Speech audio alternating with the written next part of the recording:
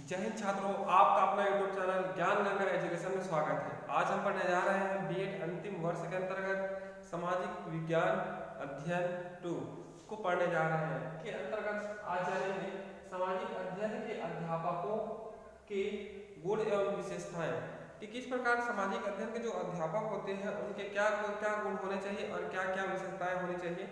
आइए इन्हीं को जानते हैं। तो सबसे पहले हम इसके गुण और विशेषताओं को देख लेते हैं। तो गुण और विशेषताओं को एक साथ जानने का प्रयास करते हैं। तो सबसे पहले देखिए, इसके तीन भाग हैं गुण एवं विशेषताएं के। पहला है व्यक्तिगत गुण, दूसरा है सामाजिक गुण और तीसरा है व्यवसायिक गुण। है ना कि एक व्यक्ति, मान लीजिए मैं एक समाज विज्ञान का शिक्षक हूँ, तो मेरे अंदर क्या व्यक्तिगत गुण होने चाहिए, ठीक है। दूसरा सामाजिक गुण, मेरे अंदर क्या सामाजिक गुण होने चाहिए। और व्यवसायिक गुण अर्थात मेरे अंदर, मैं सामाजिक विज्ञान विषय को पढ़ा रहा हूँ तो मेरे अंदर क्या व्यवसायिक गुण होने चाहिए। तो इन तीनों का वर्णन यहाँ पर है। आइए हम विस्तार से समझते हैं, ठीक है। तो सबसे पहले देखते हैं व्यक्तिगत गुण। तो व्यक्तिगत गुण के अंतर्गत देखते हैं विषय में रुचि। कहने का मतलब यह है कि जो सामाजिक विज्ञान का जो शिक्षक है ना, जो भी सामाजिक विज्ञान विषय पढ़ा रहा है उस विषय में पर्याप्त रुचि ले, ठीक है। पर्याप्त रुचि लेंगे तो बालक भी उनको देख करके वह भी रुचि लेंगे विषय में। तो इस प्रकार कह सकते हैं विषय में पर्याप्त रुचि हो। अधिकतर क्या होता है, सामाजिक विज्ञान के शिक्षक होते हैं वो विषय में पर्याप्त रुचि नहीं लेते, जिनके कारण छात्र भी अरुचि हो जाते हैं और जो अवधारणाएं बच्चों को समझना चाहिए वो समझ नहीं पाते, है ना। तो इस प्रकार एक शिक्षक का व्यक्तिगत गुण है कि विषय में रुचि ले, ठीक है। आइए दूसरा, विषय पर सकारात्मक दृष्टिकोण। अब मान लीजिए वह सामाजिक विज्ञान विषय पढ़ा रहा है ना, तो उस विषय में उसका सकारात्मक दृष्टिकोण होना चाहिए। अधिकतर आजकल के जो बहुत सारे सरकारी स्कूल में जो अध्यापक है वो उदासीन दृष्टिकोण अपनाते हैं, ठीक है। सही ढंग से दृष्टिकोण नहीं अपनाते, इस कारण बच्चे भी सामाजिक विज्ञान विषय में पिछड़ जाते हैं। तो इसलिए एक शिक्षक का व्यक्तिगत गुण है कि वो विषय पर सकारात्मक दृष्टिकोण अपनाए, ठीक है। सकारात्मक दृष्टिकोण अपनाए, सकारात्मक माने सकारात्मक सोचे, सकारात्मक विचारे और बच्चों को भी सकारात्मक सोच के प्रति अग्रसर कराए। नहीं चाहिए स्वयं का व्यक्तित्व। अब यहाँ पर कहा गया है व्यक्तित्व, उनका स्वभाव कैसा होना चाहिए, है ना। उसे कैसा मतलब डील करना चाहिए, उसे कैसे मतलब आगे ले जाना चाहिए, है ना। उनका व्यवहार कैसा है, व्यक्तित्व कहाँ है, उनका चरित्र कैसा है। एक सामाजिक विज्ञान शिक्षक के ये सारे व्यक्तित्व होते हैं, तो इनका व्यक्तित्व कैसा होना चाहिए उन्हीं के बारे में यहाँ पर बताया गया है। तो कहा गया है कि स्वयं का व्यक्तित्व, एक सामाजिक विज्ञान शिक्षक के व्यक्तित्व अच्छे होने चाहिए, उनके संस्कार अच्छे होने चाहिए, दूसरों के प्रति सहानुभूति, प्रेम पूर्वक व्यवहार करना चाहिए, है ना। बड़ों का आदर करना चाहिए और समय अनुसार अच्छे शब्दों का प्रयोग करना चाहिए। तो यह हो गया स्वयं का व्यक्तित्व।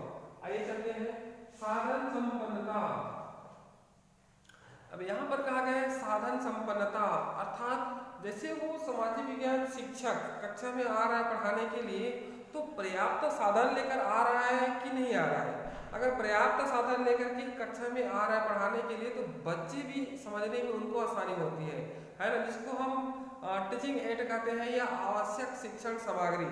अगर एक सामाजिक विज्ञान का शिक्षक आवश्यक शिक्षण सामग्री लेकर के कक्षा में आकर के बच्चों को पढ़ा रहा है आवश्यक शिक्षण सामग्री के माध्यम से, तो बालक भी, ठीक है, आसानी से समझेंगे, आसानी से ग्रहण करेंगे, उसको पढ़ने में कठिनाइयां नहीं होंगी। इसलिए एक शिक्षक का एक और व्यक्तिगत गुण है कि वह साधन संपन्न होना चाहिए, है ना। कैसे मतलब आवश्यक शिक्षण सामग्री बनानी चाहिए, है ना, कहाँ पर कैसे प्रयोग करना चाहिए, इसका गुण एक शिक्षक के अंदर होना चाहिए। नेक्स्ट है आत्मविश्वास एवं धैर्यवान। तो आत्मविश्वास एवं धैर्यवान, इसके अंतर्गत देखा जाए तो प्रत्येक शिक्षक को आत्मविश्वासी एवं धैर्यवान होना चाहिए।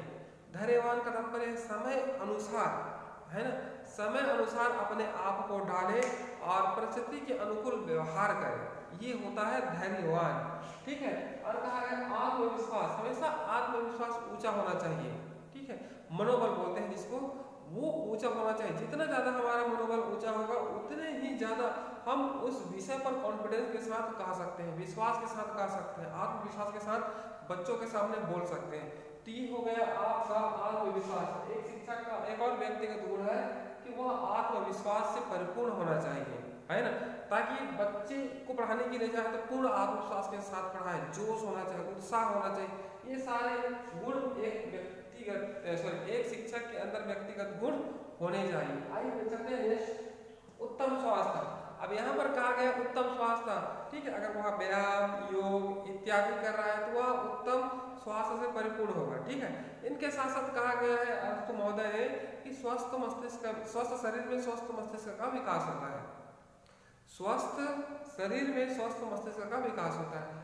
तो इस प्रकार एक शिक्षक के अंदर इन गुणों का होना बहुत ही आवश्यक है। और जो उत्तम स्वास्थ्य, अगर उनका स्वास्थ्य अच्छा रहेगा, ठीक है, तो वह विषय को और अच्छे से पढ़ाएगा, आत्मविश्वास के साथ पढ़ाएगा, अच्छे से उनको डील कर पाएगा और बच्चों के सामने नई नई और विचारधाराओं को रखेगा, नई नई मतलब पहलुओं के बारे में बताएगा। इसलिए कह सकते हैं कि एक शिक्षक के अंदर उत्तम स्वास्थ्य होना चाहिए। अगर उत्तम स्वास्थ्य होगा तो आसानी से वह बच्चों के बीच मित्रवत व्यवहार कर सकता है और प्रत्येक जो कहा जाए टॉपिक उनको अच्छे से समझा सकता है। तो इस प्रकार कह सकते हैं कि उत्तम स्वास्थ्य होना बहुत ही आवश्यक है और बिना स्वास्थ्य के हम अच्छे शिक्षा की कल्पना नहीं कर सकते। आइए चलते हैं, ये हो गया आपका व्यक्तिगत गुण। व्यक्तिगत गुण के अंतर्गत विषय में रुचि होना चाहिए, विषय में सकारात्मक दृष्टिकोण होना चाहिए, स्वयं का व्यक्तित्व अच्छा होना चाहिए, साधन संपन्नता होना चाहिए, अर्थात जो विषय पढ़ा रहा है ना, उसमें भली भांति परिचित हो, जानकारी हो। नेक्स्ट है आत्मविश्वास एवं धैर्यवान होना चाहिए, आत्मविश्वास एवं धैर्यवान होना चाहिए। और नेक्स्ट है उत्तम स्वास्थ्य। ये तो एक सामाजिक अध्ययन के अध्यापक के व्यक्तिगत गुण हो गए, ठीक है। आइए चलते हैं हम सामाजिक गुण के अंदर। तो उनके अंदर सामाजिक गुण के अंदर कहा है नेतृत्व क्षमता। कहने का मतलब कि ये पूरे क्लास है ना, तो पूरे क्लास में बहुत सारे बच्चे हैं, तो हम तो उन बच्चों का नेतृत्व कर सके, या कहें कि किसी भी क्लास में पढ़ाने के लिए जा रहे हैं तो उनके अंदर नेतृत्व क्षमता का गुण होना चाहिए, मतलब अपनी जो समूह है उसको आगे ले जाने का गुण होना चाहिए। जिस प्रकार क्रिकेट के टीम में, वॉलीबॉल के टीम में, फुटबॉल के टीम में जो खिलाड़ी होते हैं, जो कप्तान होते हैं, वो अपने टीम को किस प्रकार मोटिवेट करते हैं और आगे ले जाने का प्रयास करते हैं, ठीक उसी प्रकार एक शिक्षक के अंदर भी नेतृत्व क्षमता का गुण होना चाहिए, अर्थात विद्यार्थियों को आगे बढ़ाने का प्रयास करना चाहिए। नेक्स्ट आइए सामाजिकता की भावना का विकास। अब देखिए समाज से सामाजिक बना है, तो इस प्रकार एक शिक्षक के अंदर सामाजिक गुणों का विकास होना चाहिए, है ना। अगर उनके अंदर सामाजिक गुण नहीं है तो बच्चों से हिल मिल नहीं पाएंगे, अर्थात उनसे मिलजुल नहीं पाएंगे, उनकी भी जो अंतःक्रिया हो रही है वो सेटिंग से नहीं हो पाएगा। तो इस प्रकार कह सकते हैं कि सामाजिकता की भावना का विकास होना चाहिए। सामाजिकता अर्थात सबको एक समान माने, एक समान उनके बारे में सोचे, है ना, जो अंतर विरुद्ध भावना उत्पन्न होती वो ना हो, ये सब सामाजिकता की भावना का विकास होना चाहिए। नेक्स्ट आइए सामाजिक गुण के अंतर्गत पक्षपात रहित व्यवहार।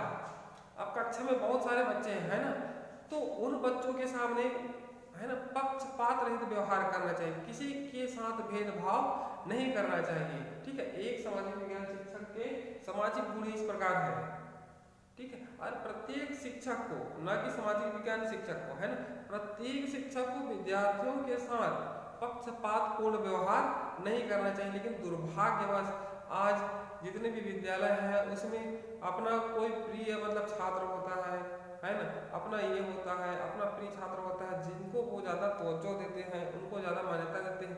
तो ऐसा नहीं होना चाहिए, सबको समान रूप से देखना चाहिए। एक शिक्षक का गुण है, अगर इसी एक शिक्षक के गुण को ध्यान में रख करके हम शिक्षक दिवस मनाते हैं और शिक्षक दिवस के अंतर्गत सभी बालक बच्चे सबको सम्मान करते हैं, ठीक उसी प्रकार कह सकते हैं कि विद्यार्थियों के ऊपर पक्षपात की भावना नहीं होनी चाहिए।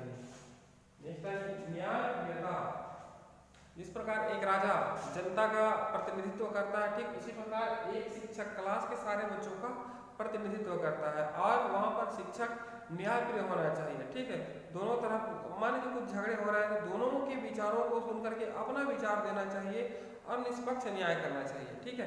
तो यह निष्पक्ष न्याय अगर होगा तो बच्चे भी उनके आदर्शों को अपनाएंगे और समाज में उनको लागू करेंगे, या समाज में जहाँ भी अन्याय न्याय हो रहा है वहां पर अपने विचारों को रखें। इसलिए एक शिक्षक को न्याय प्रिय होना चाहिए। तो ये हो गया आपका सामाजिक गुण। इनके अलावा और भी हो सकते हैं, है ना, आप उसको ऐड कर सकते हैं। तो सामाजिक गुण के अंतर्गत देखिए हमने नेतृत्व क्षमता होनी चाहिए, सामाजिकता की भावना होनी चाहिए, पक्षपात रहित व्यवहार होना चाहिए और न्याय प्रिय। आइए चलते हैं हम व्यवसायिक गुण। अब मान लीजिए सामाजिक विज्ञान, ठीक है, सामाजिक विज्ञान एक व्यवसायिक गुण होना चाहिए। मान लीजिए एक शिक्षक है ना, शिक्षक है, वो सामाजिक विज्ञान विषय का मेन मतलब टीचर है, मुख्य टीचर है ना। तो उनके अंदर अगर मुख्य टीचर है तो क्या क्या व्यवसायिक गुण होने चाहिए। ठीक उसी प्रकार विज्ञान टीचर है तो उनके अंदर क्या व्यवसायिक गुण होने चाहिए, या गणित के टीचर है तो उनके अंदर क्या व्यवसायिक गुण होना चाहिए। कहने का तात्पर्य है कि जिस विषय को वो पढ़ा रहा है उस विषय पर उन्हें पूरा अधिकार होना चाहिए। तो आइए देखते हैं पहला अभ्यास कार्य को प्रोत्साहन। अब देखिए सामाजिक विज्ञान शिक्षक के एक और गुण है कि अभ्यास कार्य को प्रोत्साहन देना चाहिए। अर्थात छात्र कुछ भी अभ्यास कार्य कर रहे हैं ना, तो उसे करने के लिए पर्याप्त अवसर प्रदान करना चाहिए और स्वयं शिक्षक को समय समय पर अभ्यास कार्य करते रहना चाहिए ताकि जो कठिन है ना, वो सरल हो सके। इस प्रकार अभ्यास कार्य को प्रोत्साहन देना। नेक्स्ट आइए विषय वस्तु का ज्ञान। यहाँ पर कहा गया है जो विषय हम पढ़ा रहे हैं उस पर हमारा पूरा अधिकार होना चाहिए। मान लीजिए हम पढ़ा रहे हैं सामाजिक विज्ञान विषय, है ना, उनके अंतर्गत बहुत से मतलब पाठ है, अध्याय है, तो उन पाठों और अध्यायों पर हमारा पूरा अधिकार होना चाहिए। जैसे कि हम पढ़ा रहे हैं और बच्चों को हमारा पूर्ण अधिकार रहेगा मान लीजिए विषय में, तो हम बच्चों को आसानी से उस पाठ के बारे में बता सकते हैं और बच्चों को भी समझने में आसानी होगी। इस प्रकार कहा है कि विषय का पूरा ज्ञान होना चाहिए। ठीक है, नेक्स्ट आइए तीसरा प्रस्तुतिकरण का ढंग। अब मान लीजिए प्रस्तुतिकरण का ढंग यहाँ पर कहा गया है तो अनेक प्रकार के कौशल है। ठीक है, जैसे कि प्रस्तावना कौशल के माध्यम से हम किसी पाठ को प्रस्तुत करेंगे तो ज़्यादा बेहतर होगा क्योंकि वह उनके पूर्व ज्ञान से आधारित होता है।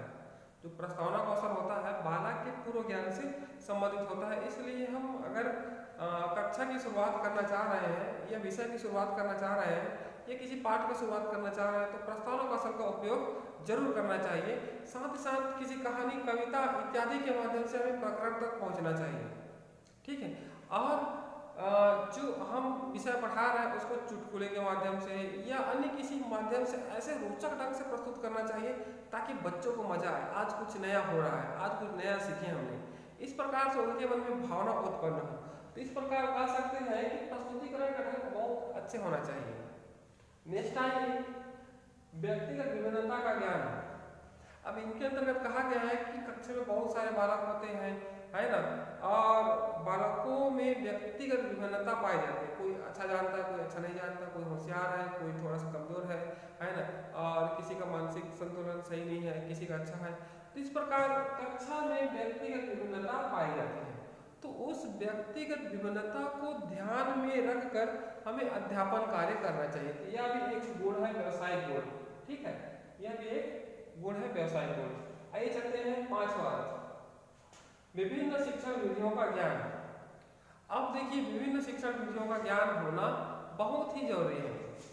आगमन निगमन विधि, ठीक है, संश्लेषण विश्लेषण विधि, है ना, सूक्ष्म से विशाल की ओर, इस प्रकार से अनेक प्रकार के शिक्षण विधियों का ज्ञान होना चाहिए सामाजिक विज्ञान शिक्षक को।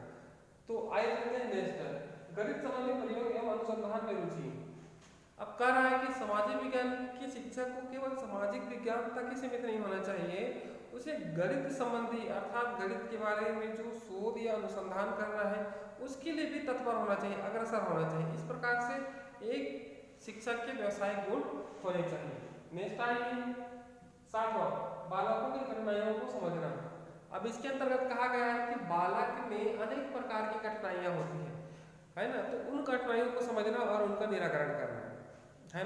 मान लीजिए बालक ये जो पॉइंट है इसको समझ नहीं पा रहे हैं तो एक शिक्षक का कर्तव्य है कि कौन बालक उसे सही ढंग से नहीं समझा है ना, कौन है जो समझने में उनको कठिनाई हो रही है, तो इस प्रकार उस बालक की पहचान करके उनकी कठिनाइयों को पहचानना और पुनः अच्छे शिक्षण विधियों के माध्यम से या आवश्यक शिक्षण सामग्रियों के माध्यम से उसे समझाना, ताकि उनकी स्कीमा बन जाए, या एक प्रकार से कहें तो उसके माइंड में छप जाए, बस जाए। इस प्रकार से एक शिक्षक को पढ़ाना चाहिए। तो ये हो गया आपके व्यवसायिक गुण। तो हमने जाना सामाजिक अध्ययन के अध्यापकों के गुण एवं विशेषताएं। तो व्यक्तिगत गुण के अंतर्गत हमें जाना 6-7, सामाजिक गुण के अंदर 4 जाना, और व्यवसायिक गुण के अंतर्गत हमने 7 जाना। इनके अलावा और बहुत सारे हो सकते हैं, ठीक है, तो उनको भी जानना बहुत ही आवश्यक है। अपने विचार, अपनी कल्पना के अनुसार उसको और आगे बढ़ा सकते हैं। तो आइए चलते हैं नेक्स्ट। आइए सामाजिक अध्ययन के अध्यापक के गुण एवं विशेषताओं के अंतर्गत हमने 3 देखा, ठीक है, व्यक्तिगत गुण, सामाजिक गुण और व्यवसायिक गुण। इनके अलावा और भी हो सकते हैं, है ना। एक सामाजिक विज्ञान के शिक्षक की आवाज़ स्पष्ट होनी चाहिए, ठीक है, आवाज़ स्पष्ट होनी चाहिए। इनके साथ साथ बोली, ठीक है, उनकी जो बोली है अर्थात जो मुंह से जो आवाज़ निकल रहा है वो मधुर होना चाहिए, है ना। नेक्स्ट है साधारण सूझबूझ से ऊपर होना चाहिए, अर्थात जो साधारण सूझबूझ है, साधारण जो बोलचाल से बात करते हैं उनसे ऊपर होना चाहिए, अर्थात वह एक प्रकार से बहुत कहें तो अच्छा ज्ञाता हो, अच्छा समझदार हो, अच्छा डिफाइन करने वाला हो, अच्छा सोचने वाला हो, अच्छा तर्क करने वाला हो और निष्पक्ष जांच करने वाला हो। नेक्स्ट है अच्छी मानसिक दशा वाला भी हो, ठीक है।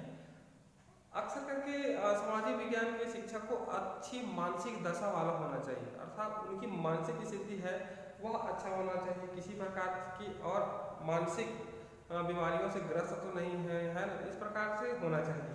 नेक्स्ट आइए अच्छा आचरण हो। अब यहाँ पर कहा गया आचरण, अर्थात उनका रहन सहन, जीवन शैली, है ना, दूसरों के प्रति व्यवहार, उनका चरित्र, ये कैसा है वो अच्छा होना चाहिए, अच्छा आचरण होना चाहिए। जोश, अब यहाँ पर कहा गया है जोश, वह एक उत्साह के साथ कक्षा में प्रवेश करे ताकि बच्चों को भी वो मोटिवेट करे, और मोटिवेट करने के साथ साथ ऐसा वह शिक्षण प्रदान करे ताकि बच्चे भी मतलब उत्साह के साथ पढ़ाई करें। नेक्स्ट है प्रसन्न रहना। अब यहाँ पर कहा गया है शिक्षक जो सामाजिक विज्ञान के शिक्षक है वह अत्यधिक कहें तो प्रसन्न रहना चाहिए, हमेशा प्रसन्न होना चाहिए, मतलब किसी प्रकार की कुंठाओं से ग्रस्त नहीं होना चाहिए। नेक्स्ट आइए नेतृत्व संबंधी गुण। अब यहाँ पर हम इसको देखे हैं नेतृत्व संबंधी गुण को, और कहा गया है